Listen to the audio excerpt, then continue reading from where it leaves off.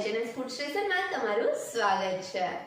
આજે આપણે હોળી ધૂળેટી સ્પેશિયલ ચાટનો રાજા એવી રાજ કચોરી ચાટ બનાવીશું। આ ચાટની મેઇન વસ્તુ એ છે કે તમે આમાં તમારા પસંદના કોઈ પણ ઇન્ગ્રેડિયન્ટ્સ ઉમેરી શકો છો અને આ રાજ કચોરી ચાટ ખાવાની તો ખૂબ જ મજા પડે છે। તો ચાલો તેને બનાવવાની શરૂઆત કરીએ। સૌથી પહેલાં આપણે કચોરીનો લોટ બાંધીશું। તો તેના માટે એક બાઉલમાં અડધો કપ મેંદો અને અડધો કપ રવો લઈ લેશું। અહીંયા મેં મેંદો અને રવો એક સરખા પ્રમાણમાં જ લીધેલો છે। હવે તેની સાથે સ્વાદ પ્રમાણે મીઠું અને 1/4 ટીસ્પૂન જેટલી હળદર ઉમેરી બધી જ વસ્તુને હાથ વડે સરસથી મિક્સ કરી લેશું। બધી જ વસ્તુ સરસથી મિક્સ થઈ જાય ત્યાર પછી તેમાં થોડું થોડું કરીને પાણી ઉમેરી કચોરી માટેનો લોટ બાંધીશું। આપણે જે આ કચોરીનો લોટ બાંધીએ તેને ઢીલો જ રાખવાનો છે।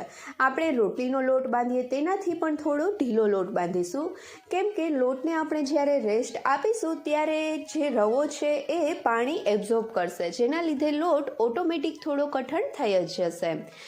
અને અહીંયા આપણે જે કચોરી માટે લોટની જરૂર છે તેના માટે પણ ઢીલા જ લોટની જરૂર છે, એટલે પહેલેથી જ આપણે ઢીલો લોટ બાંધીશું, એટલે રવો જ્યારે પાણી વધારે એબ્ઝોર્બ કરે તો પણ લોટ કઠણ ના થાય। તો આ લોટ બાંધવા માટે અહીંયા મારે અંદાજે અડધા કપ જેટલા પાણીની જરૂર પડી છે। તમારે તમારો જે રવો અને મેંદો હોય એ પ્રમાણે થોડા વધુ ઓછા પાણીની જરૂર પડી શકે છે। તો આ રીતે લોટ બંધાઈ જાય ત્યાર પછી તેને એકાદ મિનિટ માટે હાથ વડે સરસથી મસળીને સ્મૂથ કરીશું। એકાદ મિનિટ જેવું લોટને મસળ્યા પછી હવે આપણો આ લોટ જોઈએ તો જોઈ શકાય છે કે આ રીતનો સ્મૂથ એટલે કે નરમ લોટ બાંધેલો છે। તો હવે આ લોટને ઢાંકણ ઢાંકીને 10 થી 15 મિનિટ માટેનો રેસ્ટ આપીશું। લોટ સેટ થાય ત્યાં સુધીમાં આપણે કચોરીનું સ્ટફિંગ તૈયાર કરીશું। તો તેના માટે અહીંયા મેં 1/4 કપ ચણાનો લોટ લઈ લીધો છે। તેમાં સ્વાદ પ્રમાણે મીઠું, 1 ટીસ્પૂન લાલ મરચું પાવડર, થોડું એવું ઘી અને ચપટી ખાવાનું સોડા એટલે કે સાજીના ફૂલ ઉમેરીશું। અહીંયા તમે ફ્રૂટ સોલ્ટ એટલે કે ઈનો પણ લઈ શકો છો। હવે બધી જ વસ્તુને સરસથી મિક્સ કરી દઈશું।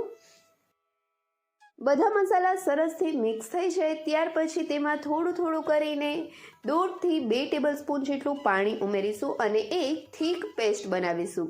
અહીંયા જો તમારે 1 જ ટેબલસ્પૂનની જરૂર પડે તો 1 ટેબલસ્પૂન જ પાણી ઉમેરવું, પણ પેસ્ટને થોડી થીક જ રાખશું, જેથી આપણે કચોરીમાં સ્ટફિંગ ઉમેરીને પછી તેની પૂરી વણીએ તો તે ફાટે નહીં।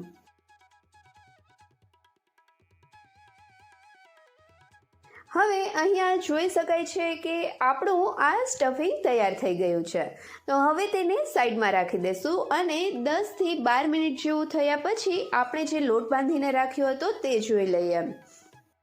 તો હવે આ લોટને એકવાર હાથ વડે સરસથી મસળી લેશું, જેથી કરીને લોટ મસ્ત નરમ થઈ જાય।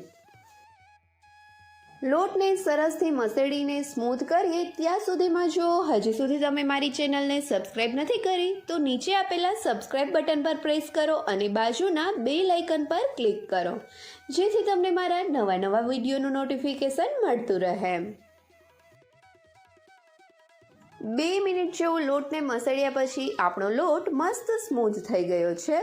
તો હવે તેમાંથી થોડો લોટ અલગ કાઢશું અને હાથ વડે આ રીતે પ્રેસ કરતાં અને બંને હથેળી વડે ગોળ ગોળ ફેરવતા તેનો આ રીતે ગોળ લુઓ તૈયાર કરીશું।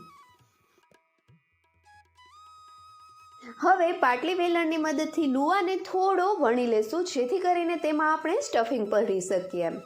આ રીતે પાટલી વેલણની મદદથી વણવાની જગ્યાએ હાથમાં લઈ અને અંગૂઠા આંગળીની મદદથી લુઆને થોડું ચપટું કરીને પણ તમે તેમાં સ્ટફિંગ ભરી શકો છો। તો આ રીતે થોડું વણી લીધા પછી આ પૂરીની વચ્ચોવચ્ચ થોડું સ્ટફિંગ મૂકીશું। અહીંયા અડધી ટીસ્પૂન જેટલું જ સ્ટફિંગ લેવાનું છે અને હવે બધી જ સાઈડેથી આ રીતે ફોલ્ડ કરતાં બધી સાઈડને આ રીતે ભેગી કરી દઈશું અને તેને પ્રેસ કરી બધી જ સાઈડને સરસથી ચોંટાડી દઈશું, જેથી કરીને પૂરી વણતી વખતે ત્યાંથી છૂટે નહીં. હવે આ તૈયાર થયેલા લુવાને સૌથી પહેલાં હાથની આંગળી અને અંગૂઠાની મદદથી આ રીતે ગોળ ગોળ ફેરવતા થોડો ચપટો કરી લેશું, જેથી તે વણવામાં થોડી સરળતા રહે. અને ત્યાર પછી આ લુવાને કોરા મેંદાથી આપણે સૌથી પહેલાં કોટ કરીશું અને ત્યાર પછી પાટલી વેલણની મદદથી વણીને નાની પૂરી બનાવીશું. આ કચોરી માટેની પૂરીને ખૂબ જ હળવા હાથે વણવાની છે, તેને વધારે વજન દઈને વણવાની નથી. આ રીતે હળવા હાથે વેલણ ફેરવતા તેની નાની ગોળ પૂરી તૈયાર કરીશું. આપણે જે રીતે શાક સાથે ખાવા માટેની પૂરી તૈયાર કરતા હોઈએ એ જ રીતે નાની સાઈઝની પૂરી બનાવવાની છે. તો હવે અહીંયા તમે જોઈ શકો છો કે આ સાઈઝની પૂરી બનાવીને મેં તૈયાર કરી લીધી છે. તો હવે આ પૂરીને સાઈડમાં એક ડીશમાં રાખી દઈશું અને આ જ રીતે બાકીની પૂરી પણ તૈયાર કરી લઈશું. પૂરી વણાઈને તૈયાર થઈ જાય ત્યાર પછી અહીંયા મેં સાઈડમાં તેલ ગરમ મૂકી દીધું હતું. તેને ચેક કરીએ તો જોઈ શકાય છે કે લોટ થોડી જ વારમાં ઉપર આવ્યો. એનો મતલબ છે કે તેલ સરસથી ગરમ થઈ ગયું છે. તો હવે ગેસની મીડિયમ ટુ લો ફ્લેમ ઉપર આ કચોરીને તળીશું. ગેસની ફૂલ ફ્લેમ ઉપર આપણે પૂરીને તળીશું એટલે કે કચોરીને તળીશું તો આ કચોરી સોફ્ટ રહેશે અને આપણે જે રીતની ક્રિસ્પી કચોરી જોઈએ છે એટલી ક્રિસ્પી કચોરી નહીં થાય. એટલે આ કચોરીને હંમેશા મીડિયમ ટુ લો ફ્લેમ ઉપર જ તળવી. અહીંયા તમે જોઈ શકો છો કે આ કચોરી કેટલી મસ્ત રીતે ફૂલાણી છે. જો તમારે કચોરીની સાઈઝ મોટી કરવી હોય તો જે આપણે પૂરી વણીએ છીએ તેની સાઈઝ મોટી રાખવી, જેથી કચોરી મોટી થાય. અને આપણે જે પૂરી વણીએ તેને પણ થોડી જાડી રાખવાની છે, જેથી કરીને કચોરી તળાતી વખતે મસ્ત રીતે ફૂલાય. તો હવે કચોરીની સાઈડ ચેન્જ કરતાં કચોરી બંને સાઈડથી થોડી લાઇટ ગોલ્ડન કલરની થવા લાગે ત્યાં સુધી તેને તળીશું. સ્લો ટુ મીડિયમ ફ્લેમ ઉપર 5 થી 6 મિનિટ જેવું કચોરીને તળ્યા પછી અહીંયા તમે જોઈ શકો છો કે આ કચોરી ઉપર લાઇટ ગોલ્ડન કલર આવવા લાગ્યો છે. તો હવે કચોરીને તેલમાંથી કાઢીને બધું જ તેલ નિતારી એક પ્લેટમાં પાર્ચમેન્ટ પેપર અથવા તો કોઈ પણ ટીસ્યુ પેપર રાખીને તેના ઉપર કચોરીને કાઢી લેશું અને આ જ રીતે બધી કચોરીને ફ્રાય કરી લેશું. આ કચોરીની લોટમાંથી પૂરી વણતી વખતે તેમાં સ્ટફિંગ ભર્યા વગર પણ તેની પૂરી બનાવી શકાય છે. અહીંયા તમે જોઈ શકો છો કે આ મેં સ્ટફિંગ ભર્યા વગરની પૂરી બનાવી છે અને તે પણ કેટલી મસ્ત ફૂલાઈને ગોળ દડા જેવી બની છે. તો આ પૂરીને પણ ગેસની મીડિયમ ટુ સ્લો ફ્લેમ ઉપર તળીશું અને આ પૂરી પણ મસ્ત ક્રિસ્પી બનશે. આ રીતે સ્ટફિંગ ભર્યા વગર તૈયાર કરેલી પૂરીમાંથી પણ તમે કચોરી ચાટ બનાવી શકો છો. હવે આપણે તૈયાર કરેલી કચોરીને જોઈએ તો જોઈ શકાય છે કે આ કચોરી કેટલી મસ્ત ક્રિસ્પી બની છે અને આપણે જે સ્ટફિંગ ભર્યા વગરની પૂરી બનાવી હતી તે પૂરી પણ મસ્ત ક્રિસ્પી બની છે. તો ચાલો હવે આપણે કચોરીમાંથી કચોરી ચાટ બનાવીએ. તો તેના માટે એક પ્લેટમાં અહીંયા મેં આ રીતે કચોરી લઈ લીધી છે અને તેમાં ઉપર આપણે આ રીતે થોડી જગ્યા કરી લઈશું, જેથી કરીને આપણે કચોરીમાં ચાટ માટેના બધા જ ઇન્ગ્રીડિયન્ટ ઉમેરી શકીએ. તો સૌથી પહેલાં તેમાં આ રીતે બટેટા ઉમેરીશું અને તેની સાથે જ થોડા બાફેલા મગ, થોડા ચણા. અહીંયા મેં દેશી ચણા અને કાબુલી ચણા બંને ચણા લીધેલા છે. તમે તમારા ટેસ્ટ પ્રમાણે કોઈ પણ ચણા લઈ શકો છો. એ સિવાય થોડા મઠ પણ ઉમેરીશું.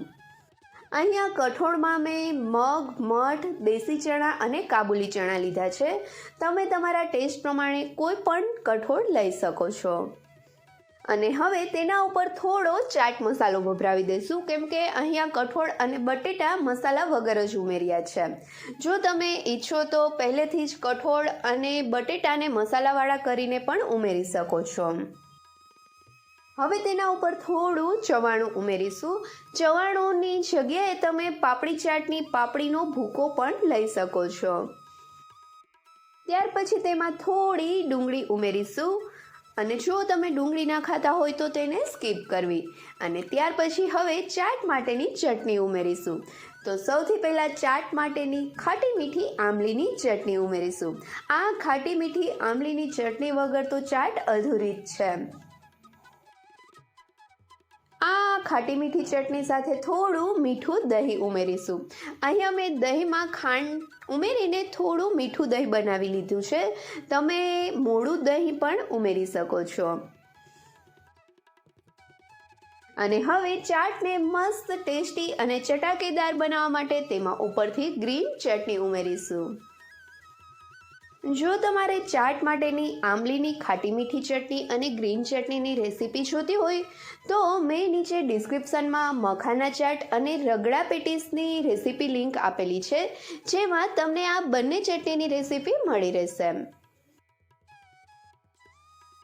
ચાટમાં દહીં, આમલીની ચટણી અને ગ્રીન ચટણી ઉમેર્યા પછી ચાટમાં ઉપરથી થોડી સેવ અને થોડા મસાલાવાળા માંડવીના બિયા ઉમેરીશું.